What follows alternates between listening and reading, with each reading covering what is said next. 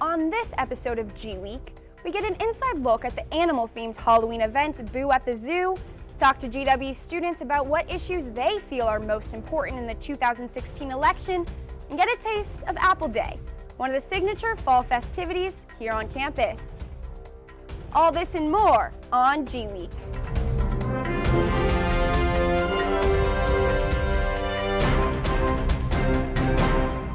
Welcome to the latest episode of GWeek. I'm your host, Mary Grace Brown. This year marked GW's first ever fall break. The October break lasted 4 days, extending from Saturday the 22nd to Tuesday the 25th. It provided an opportunity for students to relax, study, or travel.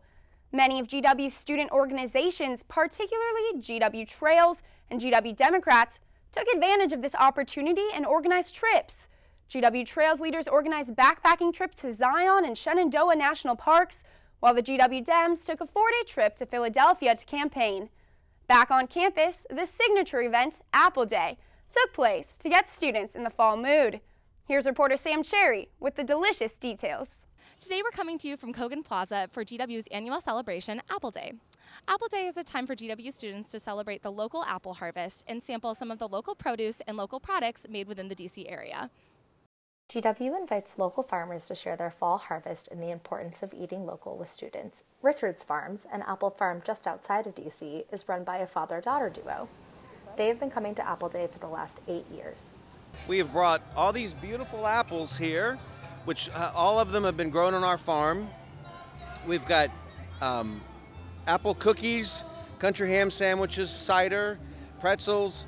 We open up in July for peaches. And then October is our apple picking season, so usually we close by the end of November. Well, we just love being invited to come. It's a great day. It's always sunny at the GW, right? So we're just very appreciative and thankful. Fresh Farms runs the Foggy Bottom Market by the Metro Station every Wednesday. We have lots of fun things. We have free apples, gourds, we have some temporary tattoos, but really we just want to do outreach and also let people know that we take GWorld, and so people can use their campus cards to spend at market and get some of those delicious and healthy food items. Apple Day gave students the opportunity to relax, listen to music, and even play a game of cornhole in the midst of midterms. I'm holding some York apples. It's a good time. They're playing some music. It's lovely. This year, Apple Day was used to mark the beginning of GW's first fall break. We hope you enjoyed your time off, Colonials. This is Samantha Cherry reporting for GWeek. Thanks, Sam.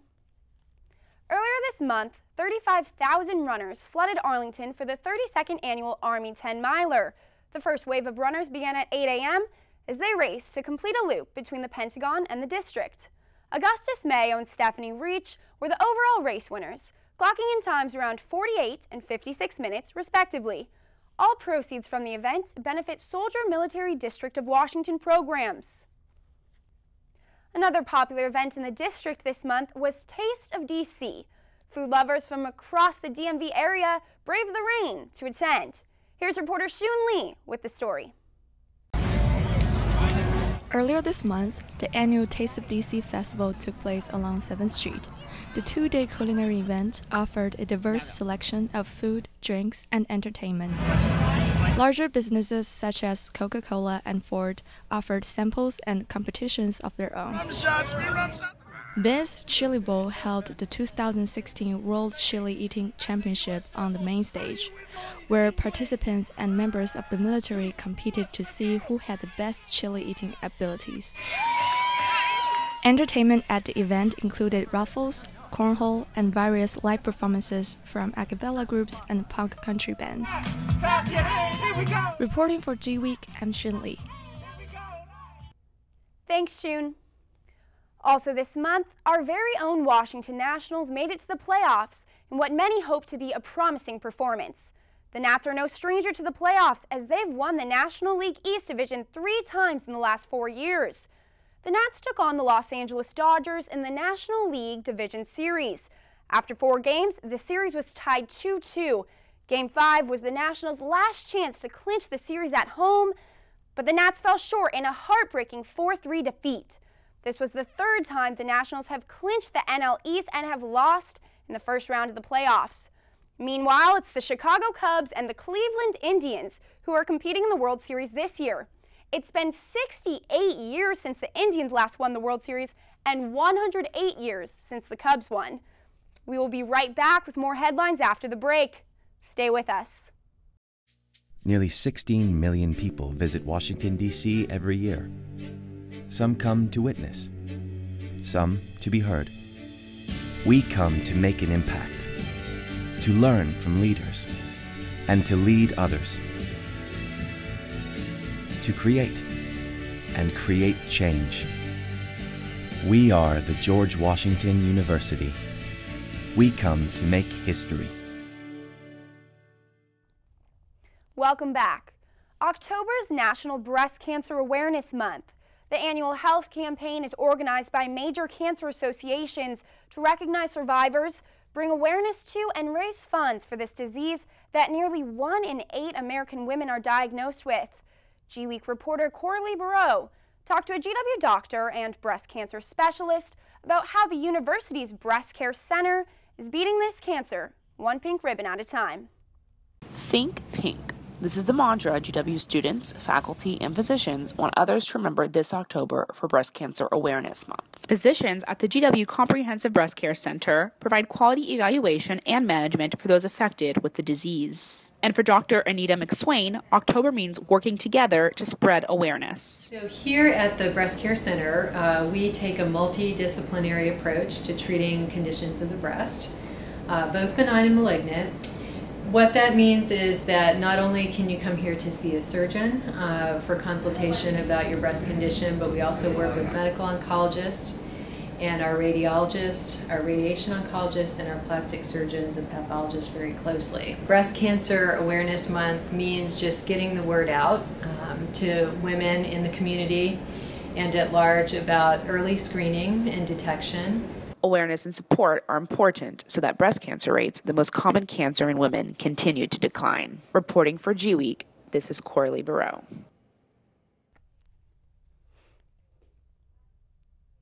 Thanks, Coralie. This month, Seth Meyers filmed a week of his shows at the Warner Theater in D.C. Many lucky GW students earned the opportunity to attend the tapings through an online lottery. His guests included D.C. celebrities such as Joe and Jill Biden, Senator Al Franken, and Secretary of Defense Ash Carter. Seth Meyers is a familiar face at GW, headlining Parents Weekend 2 years ago.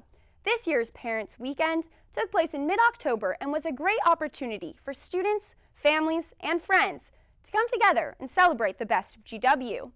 A major highlight from the weekend included the Colonial Madness Pep Rally at the Smith Center, showcasing men's and women's basketball, the First Ladies, and the Mother Funkers. Other events included performances at Lisner Auditorium, Acapalooza, and a fall festival on the Vern. We got the inside scoop on GW's annual Vern Harvest, which celebrated the start of fall here on campus. Here's Alex Snyder with the story. Every year on the Saturday of Colonial's weekend, you can find the GW community gathered for the annual Vern Harvest. The event is one of the biggest highlights of the year for GW's Mount Vernon campus, which some students feel gets a bad rap for its isolation from Foggy Bottom. It's just the community. It's a very, very close-knit community because they can make friends and they can go watch a soccer game or have a movie night in Eccles and really build that community. This year's Vern Harvest included pumpkin carving, a caricature artist, and food trucks. Around 800 people attended the Vern Harvest, which featured new activities such as mason jar decorating, magic, and airbrush tattoos. We have a caramel apple bar, popcorn, hot chocolate cider. Each year we order about 600 pumpkins and make a pumpkin patch so that people can carve them, paint them, whatever they feel like to decorate their house or their dorm room. Students love the Vern. I think there's a great level of activity. We have events up here on the quad, so student performances. People come up here for recreation. And the Vern is a really important part of the GW community. This year's Vern Harvest was filled with delicious food, fall tradition, and fun for the whole family. And don't worry, if you missed it this year, just come right back on here to the Mount Vernon campus. Thanks, Alec. Another popular fall event is the annual Smithsonian Boo at the Zoo, a 3-day Halloween-themed festival which allows families to go to the zoo at night. Here's reporter Eric Robinson with the exclusive look. I'm here at the annual Boo at the Zoo event put on by the Smithsonian Center.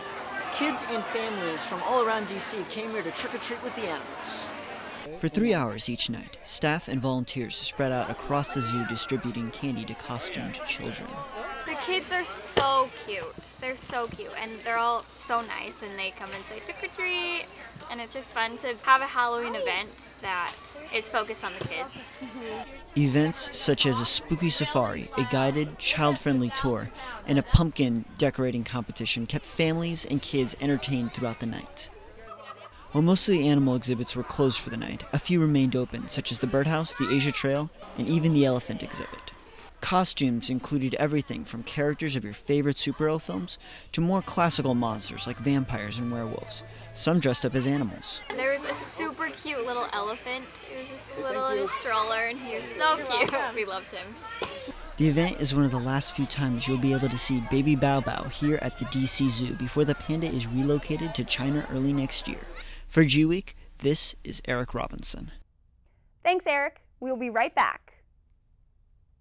Wonderful academic institution with a fine athletic tradition. Patricio Garino throws it down with two hands. Wonderful city. It's a great place to go to school. Keith and Savage open down the right side. We'll go and Duncan with his right hand. Not just the family, it's the whole community. Armwood Duncan with 1.9 seconds left. Armwood, a thunder slam. 81-80 George Washington. A huge victory for the Colonials. Welcome back. Char Beals, chair of SMPA's National Council for Media and Public Affairs, and her husband, business professor Howard Beals, have pledged a bequest of $3.2 million to SMPA. The bequest will fund the Char Beals Endowed Professorship of Accountability and Journalism, a position to ensure aspiring journalists are taught the importance of accuracy and accountability. This is the largest donation in history made to SMPA. With the election quickly approaching, reporter Rudy Venkatesan hit the streets to ask GW students their opinions about the election so far. Thanks, Mary Grace. We're here in Kogan Plaza to ask GW students their feelings on the upcoming election and who they will be voting for come November 8th. So how do you feel about this election so far? Negatively. There seems like a lot of people who feel unhappy, like, no matter what. That they're not happy voting for Hillary or they're not happy voting for Trump, and they're very frustrated with how the whole process is going. I'm over it. It's terrible. I think it's pretty hectic. It's definitely two ends of the spectrum, which is more so than I guess anything we've seen in previous years. Who will you be voting for come November 8th? Hillary Clinton. So I'm voting for, I already voted for Hillary Clinton. I will be voting for Hillary. I voted for Johnson. I also already cast my vote. I'll be voting for Hillary. Probably Hillary Clinton. I already voted for Hillary Clinton. I am not American, so I can't vote, but I would definitely not vote for Donald Trump. I can't actually vote, but if I could, I wouldn't vote for either of them. So I'm not an American citizen, but if I had a choice, I would have been supporting Bernie Sanders throughout. But since he's not running anymore, I would be pretty confused about my choices because I have severe reservations with the Hillary Clinton campaign, and I definitely am not going to be voting for Trump. So I'm not sure. I might have just stuck it out and not voted for anyone. Hillary Clinton. And why is that? Well, my parents say it's because I'm a woman, but let's be real. She's the only person who actually has a brain in this election, and I feel very strongly about that, so. Good Lord. I was hoping for something that I wanted to vote for someone I actually wanted to be president, not the person I least object to being president. Trump is terrifying, and I really don't want someone like that running our country, and I truly do believe that Hillary will do a wonderful job, so. It seems to be clear that GW students are pretty sided with Hillary. For GWeek, I'm Rudy Venkatesan. Rudy is here with us now to discuss the interesting findings from her survey of students. So, Rudy, this is one of the most unprecedented elections we've ever seen. Donald Trump and Hillary Clinton are two of the most disliked candidates to ever rise to the top of their major party tickets. And with so much vitriolic rhetoric and misinformation we've seen in this election, especially with these debates, it seems like it's such a struggle for undecided voters. But that's not what you found here on campus. You didn't find a lot of undecideds. No, you're completely right. This election is such an anomaly compared to the ones in the past. As you could see, not many students were keen on supporting Trump. They either wanted to support Clinton, Johnson, or claimed not to want to vote altogether. I interviewed 11 students, and there were around 11,000 students here on campus, and that's kind of just a handful of what you kind of see so far. Surely there are Trump supporters, albeit maybe not as prominent as those Clinton or third-party supporters, but surely there could be closeted Trump supporters that don't really want to voice their opinions on camera or to their peers as to not receive some backlash just because of all of the crazy media attention and antics Trump has been up to lately. Right. I mean, so you basically surveyed 1/1000th of our student population, and typically these national surveys are much more representative of a larger group. Here at GW, were you able to find, like, what did seem to be the most important issues that GW students think should be at the forefront of this election? While a lot of them did just talk about the general policy issues that they wanted to hear, many students brought up the idea of women's rights and equal rights. They didn't want to have, as some referred to it, as a misogynist in the White House, and they wanted someone who they thought would treat everyone fairly. So I thought that was really interesting to hear from students. Right. GW has such a large international representation. What did the international students have to say? Because, you know, so many other countries are looking at this election in the United States being like, what is going on? This is preposterous. No, that's a great point to bring up. It's true, the world's eyes are really on American politics right now. Of the 11 students that I interviewed, 3 of them were international students, so it's really great to hear their perspective of the entire situation. As you know, the GW student body has a very prominent international student population, and when they were talking about it, they kept on saying, as I'm not voting, I don't necessarily agree with necessarily what is going on. Right. But they still knew who they wanted to vote for. They kept on siding with third-party candidates. I know someone did bring up the fact they wanted to vote for Bernie Sanders, but they also said that they would want to vote for Hillary Clinton or otherwise. Some person even said that they didn't want to vote altogether, which I thought was kind of interesting. And also I feel like so many American people feel that way, which is horrible because we are, you know, supposed to be a strong democracy, and the fact that this election has polarized so many people to the point where they don't even want to vote. They can't even pick one, where it's looking like picking the lesser of two evils. You know, it's really problematic. What I thought was also interesting was that because we are a college campus and we're all relatively young age students, a lot of people said that this was the first election that they were going to be voting in, and it was kind of disappointing that this was the election. Right. You know what I mean? They weren't voting necessarily for whose ideas they thought were better or who they thought would progress the country economically or put us in kind of that international playing field, but rather who they thought was a better person. Better person, yeah. Which necessarily isn't what people voted for in the past. Right. I mean, this is certainly an interesting election. Well, thank you for your analysis. Thank you. Coming up, we sit down with Scott Nover, a GW senior who recently founded MediaFile, an online journalistic publication that provides in-depth coverage of media news with a particular emphasis on Washington-based news and political coverage. Stay tuned for the exclusive interview next. The George Washington University, at the intersection of policy, practice, and research, connecting all that Washington has to offer with an intellectual environment that drives progress, transforming vision into action, offering learning experiences that are rigorous, real-time, and real-world. In a city shaping the future, George Washington is a place where faculty and students don't just study the world, they work to change it.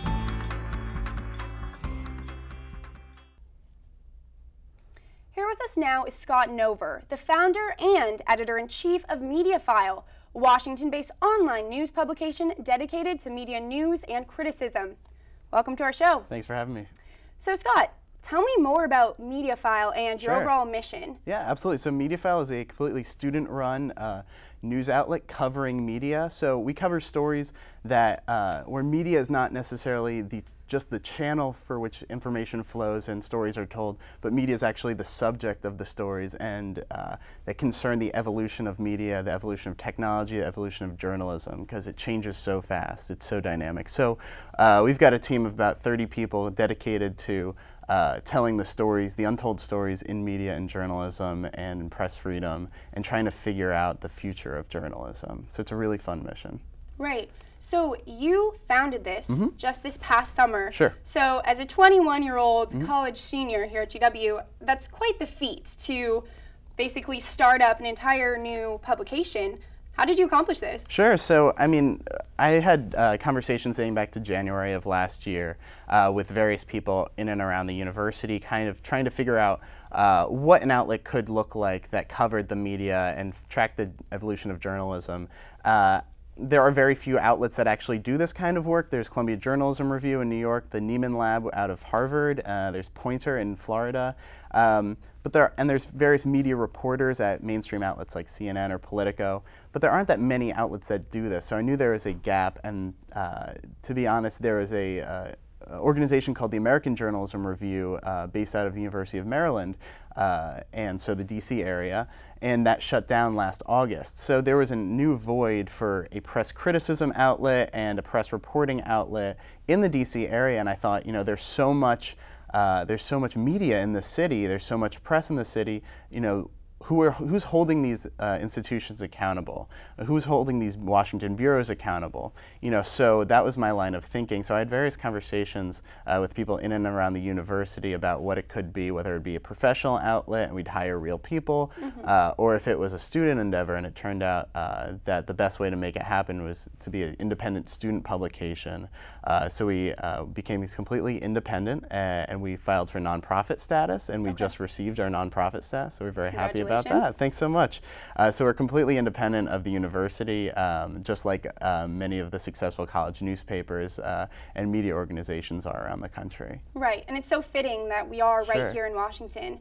So you mentioned there's 30 people on your staff. Are they all GW students? Sure, yeah. So we've got 33 total, and we've got 30 writers. So we've got 3 people that work on our business and communications staff. But yeah, all 33 of us are GW students, full-time. They range from, you know, the youngest of undergrads training freshmen, 18-year-old students that are learning how to write news stories, to, you know, older graduate students who are, you know, 25, 26, and, you know, really are interested in media and journalism and want to kind of express themselves through, you know, journalism about journalism. Right. Yeah, that makes sense. So tell me about the main topics your team covers. Yeah, so we've got 6 sections. So we do a very wide array because the word media can mean a whole lot of things to a whole lot of people. So we've got a politics section that covers, right now we're covering the election and covering how the candidates are treating the press that travels with them, their views on press freedom. You know, we've got a candidate that's threatening to sue major news organizations. So there's obviously a lot of material there. We have an international section that covers the untold stories in journalism around the world and how that's changing. We've got a tech section that covers everything from social media to data journalism. We've got a business section that covers the industry itself, the major deals, the mergers and acquisitions. We've got a multimedia section that produces our videos and photos, and we've got an opinion section, so we can have some of that more real media criticism, you know, David Carr type stories from people with students doing this stuff. And, you know, obviously we all come with a student voice and perspective, and that's what we bring to the conversation as people that are going to enter the news industry and journalism and media and communications. But in our opinion section, that can really flow freely, you know, and people on the outside of MediaFile, outside of the university, can see and read what do 21-year-olds, what do 22-year-olds think about the industry that's changing. Because a 21-year-old has a completely different perspective on media and journalism than a 30-year-old, than a 40-year-old, than a 50-year-old, and it's about how they consume news, how they interact with their friends, you know, and those two things are very intertwined these days. So it's a crucial perspective that we bring, I think. Right. How do you get the word out about MediaFile? It is so brand new and it is student run. How are you really spreading yourselves wide across you know, making other people beyond Washington know about it? Sure. I mean, from an editorial perspective, our news team, you know, is committed to doing good journalism and good reporting, and, you know, that ideal that, you know, good stories are going to get traction online, good original reporting is going to make a wave somewhere. But we have a great business and communications team that pushes out our message as well. And we've been very fortunate to get coverage from outlets like Pointer and Washingtonian Magazine, and we were included in some high-profile media newsletters on CNN and Politico. So that really helped in our initial launch. But around the university, we're, you know, catering to a completely different demographic of general students and DC residents that, you know, have an innate interest in media, but you know, they're not looking for media stories. They're not looking to understand what the future of journalism is. So we are in the GW School of Media and Public Affairs newsletter each week. We feature 3 stories, which is really fun.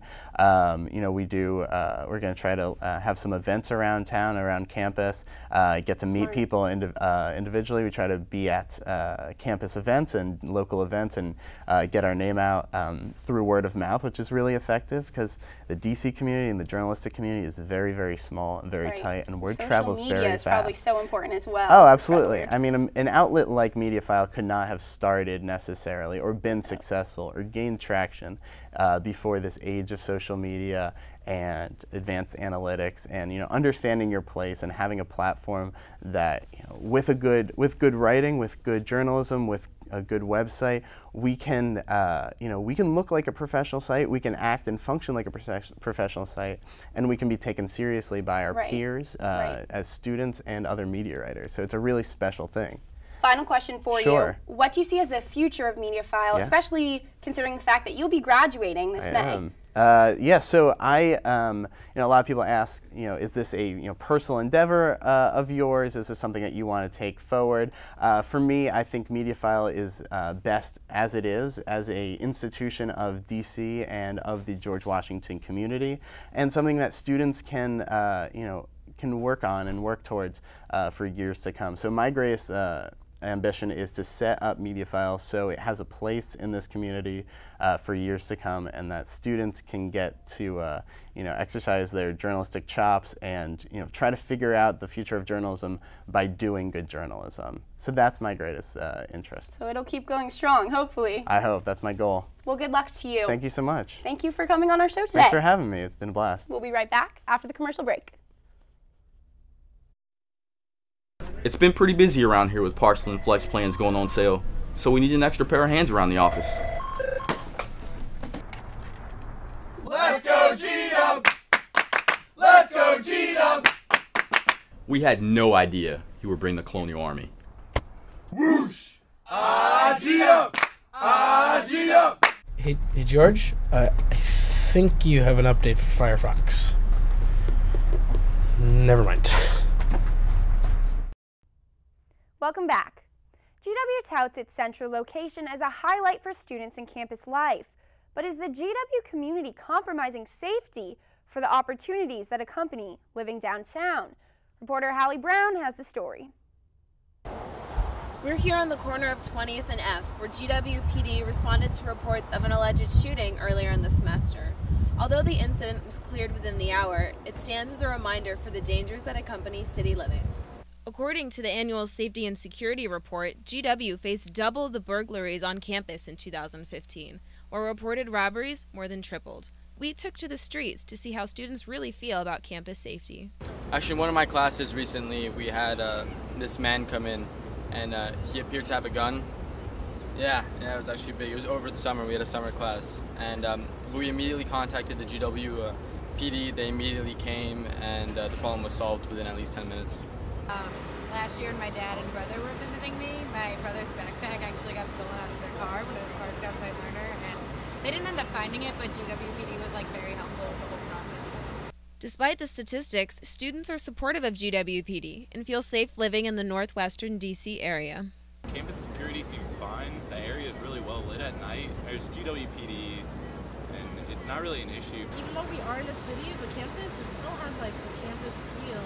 I could tell when GWPD is on their bikes or whatever, or walking around, I still feel very secure. GWPD recommends that students take advantage of their services, like blue light emergency phones and self-defense classes, despite GW being in one of the safest areas of DC. For GWeek, this is Hallie Brown. Thanks, Hallie. The GW Military Community Center opened its doors during GW's Alumni Weekend. GW veterans proposed the initiative on Veterans Day last year. Located on 20th and F Street, this center was designed as a place where military-affiliated students could relax, learn, and engage with others in the community. Resources like GW Valor programming and services and military and veteran student support are also housed in the building. For over 40 years, Washington, D.C. has hosted the Marine Corps Marathon. It is the largest marathon in the country and was originally coined the People's Marathon after the Vietnam War. There are almost 32,000 participants registered for this year's event. The winner will not receive prize money as a testament to Marine Corps values. In addition to the race, there will be a pep rally, kids run, and health and fitness expo for people to enjoy. That brings us to the end of our show. Until next time, make sure to check out GWTV on our website at www.gw-tv.com. Thanks for tuning in, GW. We'll be seeing you around campus.